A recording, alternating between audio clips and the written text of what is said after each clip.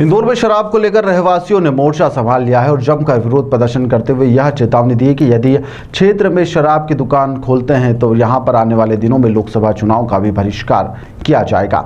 जनप्रतिनिधियों को भी इस दौरान जमकर सबक सिखाने की बात कही गई है।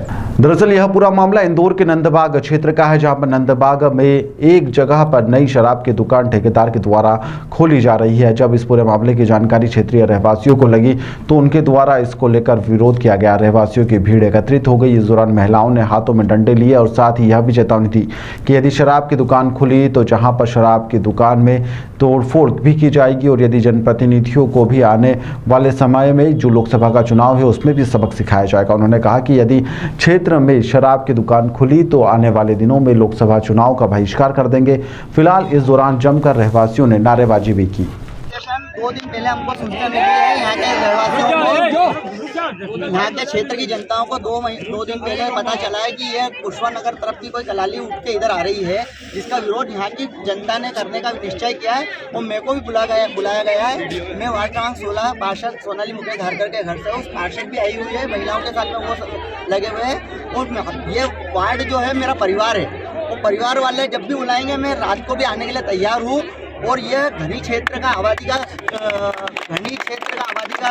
वो है, यह मध्यम वर्गीय परिवार है। बेचारे दोनों टाइम मियाँ बीवी दोनों काम पे जाते हैं, बच्चियाँ घर पे अकेली रहती है और इस प्रकार की अगर कलाली खुलेगी तो यहाँ गुंडागर्दी वगैरह बढ़ेगी। क्षेत्र में बहुत बड़ा व्यापारी है जो हाट टाइप लगता है नंदबाग में। जैसे कि विधानसभा क्षेत्र एक आपने बताया देवालपुर में भी आती है और एक में भी आती है। हाँ।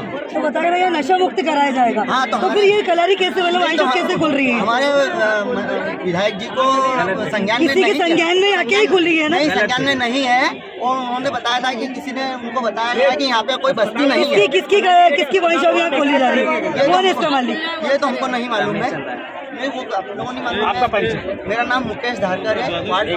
इसके बाद भी तो कुछ सरकारी नियम होता है, कहेंगे कैसे क्या विरोध है? ये विरोध तो इसलिए है कि पहली बात तो जानकारी हमारे पास भी वर्षों तक थी, जैसे कि अभी पार्षद जी ने बताया कि विधायक जी को भी गलत खबर दी थी, ये जंगल है। अब यहाँ 12 कॉलोनी आ रही है और दूसरी बात क्या है कि उस साइड सुपर कॉरिडोर है, तो हमारी माता बहनें उधर कभी नहीं जाएंगी मार्केट लेने। मार्केट नंदबाग में पड़ रहा है। यहाँ 3,500-4 हज़ार लोगों का हर शुक्रवार को हाट लगता है, इसमें हमारी माता बहनें सब जगह सामान खरीदते हैं और अगर ये इतना बड़ा अगर यहाँ पर हुआ तो बहुत बड़ा विवाद होएगा।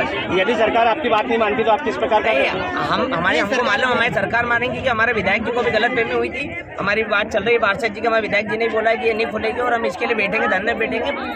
अपने लोगों से बढ़कर कुछ नहीं। आपका परिचय? मैं झुन्नू दुबे, युवा मोर्चा मंडल मामा। दारू की दुकान पुष्पानगर से यहाँ शिफ्ट हुई है, इसको लेकर ये सभी लोग विरोध कर रहे हैं कि यहाँ नहीं होना चाहिए। यहाँ ज्ञापन दिया है सभी लोगों ने, उनका ज्ञापन